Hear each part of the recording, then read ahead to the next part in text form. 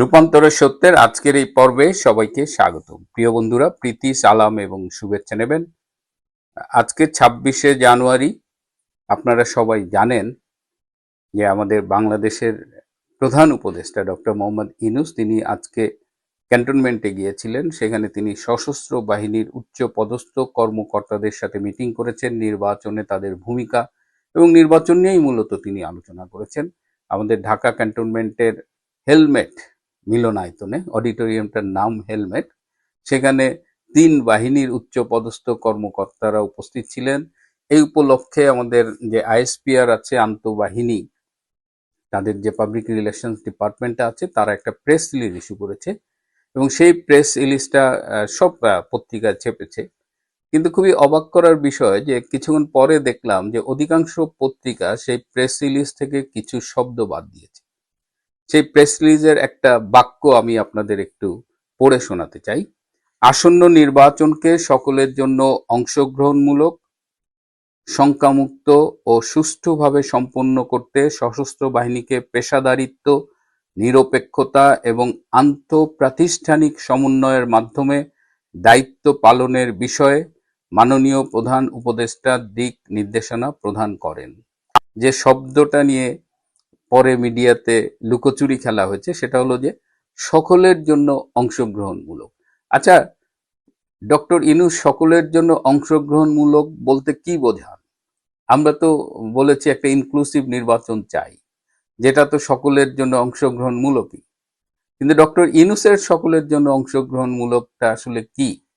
তিনি তো আওয়ামী লীগকে অংশগ্রহণই করতে দেননি, আরো কয়েকটা সমমনা দলকে অংশগ্রহণই করতে দেননি। মানে 50% অ্যাটলিস্ট তিনি নির্বাচনের আগেই বাদ দিয়ে দিয়েছেন। তাহলে এই নির্বাচন সকলের জন্য অংশগ্রহণমূলক কি করে হয়?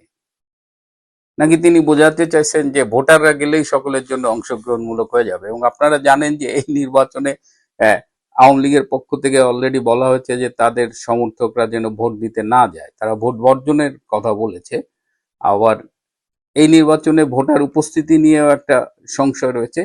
ভোটার উপস্থিতি বাড়ানোর জন্য উপদেষ্টা পরিষদের একটা রিসেন্টলি মিটিং হয়েছিল এবং সেখানে ডক্টর ইউনূসের গার্লফ্রেন্ড কোটায় উপদেষ্টা হওয়া আমাদের স্বাস্থ্য উপদেষ্টা নূরজাহান বেগম, তিনি একটা উদ্ভট প্রস্তাব দিয়েছেন। তিনি বলেছেন যে ভোটের দিন ভোট কেন্দ্রের পাশে মেলার আয়োজন করতে এবং সেখানে অনেক কিছু কেনা বেচা হবে, মেলায় লোকজন আসবে, বাণিজ্যও হবে, আবার উৎসব মুখর পরিবেশ, তখন পাশে ভোট কেন্দ্রে যে ভোটও দেবে। এবং এটা কিন্তু অনেকে সামাজিক যোগাযোগ মাধ্যম, বিশেষ করে ফেসবুকে, এটা নিয়ে অনেক ট্রল করেছে, কিন্তু বিষয়টা কিন্তু ট্রলের পর্যায়ে নেই। এটা অনেক জায়গায় কিন্তু টেন্ডার আহ্বান করা হয়েছে এই ভোট কেন্দ্রের পাশে মেলা করার জন্য। এবং ষড়যন্ত্র যেটা হয়েছে যে মেলা যদি হয় এবং মেলায় যদি অনেক লোক থাকে, সেটাকে দেখায় বলা হবে যে এই যে দেখো উৎসব মুখর পরিবেশে লোকজন ভোট দিতে আসছে, ভোট দিতে গেল কিনা সেটা তখন আর হাইড আউট করে ফেলবে। আরো এই এই যে শুরুতে বললাম যে এই প্রেস রিলিজের আরো একটা ইন্টারেস্টিং ইনফরমেশন আছে। আন্তঃপ্রাতিষ্ঠানিক সমন্বয়ের মাধ্যমে দায়িত্ব পালনের বিষয়ে। আন্তঃপ্রাতিষ্ঠানিক সমন্বয় কোন কোন প্রতিষ্ঠানের সমন্বয়? ইতিমধ্যেই 12ই ফেব্রুয়ারি যদি নির্বাচন হয়, সেই নির্বাচনের ফলাফল কি হবে, কে কতটা সিট পাবে, টোটাল কিন্তু মাস্টার প্ল্যান হয়ে গেছে। এবং এই মাস্টার প্ল্যান বাস্তবায়নের লিডিং অর্গানাইজেশন হলো জাতীয় গোয়েন্দা সংস্থা এনএসআই। তো তিনি বলছেন যে আর্মি যেন অন্য অন্য প্রতিষ্ঠানের সাথে সমন্বয়ের মাধ্যমে, মানে এনএসআই এর মাধ্যমে, এনএসআই এর সাথে সমন্বয় করে এই যে কারচুপির আয়োজনটা সেটা যেন করে। কিন্তু এই পরবর্তীতে এই সকলের জন্য অংশগ্রহণ শব্দটা অনেক পত্রিকা থেকে সরিয়ে দেওয়া হয়েছে।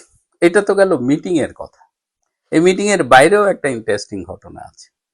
সেটা হলো যে জেনারেল ওয়াকার খান সেনাপ্রধান, তার সাথে একান্ত কিছু কথা বলেছেন ডক্টর মোহাম্মদ ইউনূস। এবং আপনারা জানেন যে কদিন আগে ক্যান্টনমেন্টে একটা ছোট্ট রদ বদলের উদ্যোগ ভেস্তে গেছে। সেটা আমি বলেছিলাম যে বর্তমানে যে principal staff officer lieutenant general Kamrul, তাকে chief of general staff CGS করার একটা উদ্যোগ নেওয়া ছিল। কারণ যিনি সিজিএস ছিলেন লেফটেন্যান্ট জেনারেল শামীম, তিনি পিআরএলে গেছেন, অবসরপূর্ব ছুটিতে গেছেন। তো এখন সেই জায়গায় এই কামরুলকে আনার একটা চেষ্টা করা হয়েছিল। আবার বর্তমানে যে quarter master general QMG Faizur, তাকে কামরুলের জায়গায় প্রিন্সিপাল স্টাফ অফিসার করার একটা উদ্যোগ নেওয়া ছিল, কিন্তু জেনারেল ওয়াকার শেষ মুহূর্তে এটা আটকে দিয়েছেন। এবং জেনারেল ওয়াকার বর্তমানে রাষ্ট্রদূতের দায়িত্ব পালন করছেন একজন লেবাননে। তাকে এই সিজিএস, যে অপেক্ষাকৃত জুনিয়র, যে বর্তমানে মেজর জেনারেল, তাকে লেফটেন্যান্ট জেনারেল পদে প্রমোট করে সিজিএস বানানোর একটা উদ্যোগ নিয়েছে। তো এই যে বিষয়টা, এটা নিয়ে ডক্টর ইউনূস বলছে যে এটা তো আসলে আমি কিছু জানি না, এটা আমাদের জাতীয় নিরাপত্তা উপদেষ্টা ডক্টর খলিলের দোষ। ওই খলিল এইসব ঝামেলা টামেলা করছে। তুমি আমাকে চেনো, আমি তোমাকে চিনি, আমাদের সম্পর্কে পরস্পরের ধারণা আছে। তো এটা বলে সে জেনারেল ওয়াকারের সাথে একটা মানে ভাঁজ দিছে, যেটাকে আমরা বাংলায় বলি, এবং সব দোষ চাপাইছে আমাদের জাতীয় নিরাপত্তা উপদেষ্টা ডক্টর খলিলের উপর। এই কথা শোনার পরে জাতীয় নিরাপত্তা উপদেষ্টা ডক্টর খলিলুর রহমান কিন্তু খুব মাইন্ড করছে। এমনি আপনারা জানেন যে ডক্টর খলিলের সাথে জেনারেল ওয়াকার খানের একটা দূরত্ব কিন্তু শুরু থেকেই। জেনারেল ওয়াকার খান চাননি যে জাতীয় নিরাপত্তা উপদেষ্টা পদে কাউকে নিয়োগ দেওয়া হোক। সেই হিসাবে ডক্টর খলিলের ব্যাপারে তার শুরু থেকেই আপত্তি ছিল, এবং ডক্টর খলিল যে কারণে শুরু থেকেই জেনারেল কামরুলের সাথেই কাজ করতেন আর কি, তার সাথে কামরুলের সম্পর্ক ভালো। তো এইটা নিয়ে তাদের মধ্যে একটা সম্পর্ক খারাপ ছিল, এবং সেইটা যে ডক্টর ইউনূস একটু মানে ম্যানেজ করলো জেনারেল ওয়াকার। অথচ এই ডক্টর খলিল দেখেন, কাতার যাইতে হয়, কাতারে মিটিং হয়, ভারত, আমেরিকা, আরো অনেক দেশের প্রতিনিধি থাকে, কাতারের প্রতিনিধি থাকে। সেই মিটিংয়ে কে যায়? ডক্টর খলিল যায়। দিল্লিতে সার্জিও গার, অজিত দোভালের সাথে মিটিং হয়, সেই মিটিংয়ে কে যায়? ডক্টর খলিল যায়। আমেরিকার আপনারা জানেন যে ট্রাম্প সরকারের উচ্চপদস্থ কর্মকর্তারা ভারত পক্ষে ডক্টর ইউনূসের সাথে কথা বলেন না, একদম মিনিমাম, যতটুক না বললেই নয়, বা খুব ফর্মাল সম্পর্ক। অথচ এই বাইডেন চলে যাওয়ার পরে, ডেমোক্র্যাটদের পরাজয়ের পরে, ট্রাম্প প্রশাসন ক্ষমতা নেওয়ার পরে আমেরিকার সাথে যে সম্পর্কটা কন্টিনিউ করা, এটাও কিন্তু করেছেন এই জাতীয় নিরাপত্তা উপদেষ্টা ডক্টর খলিল।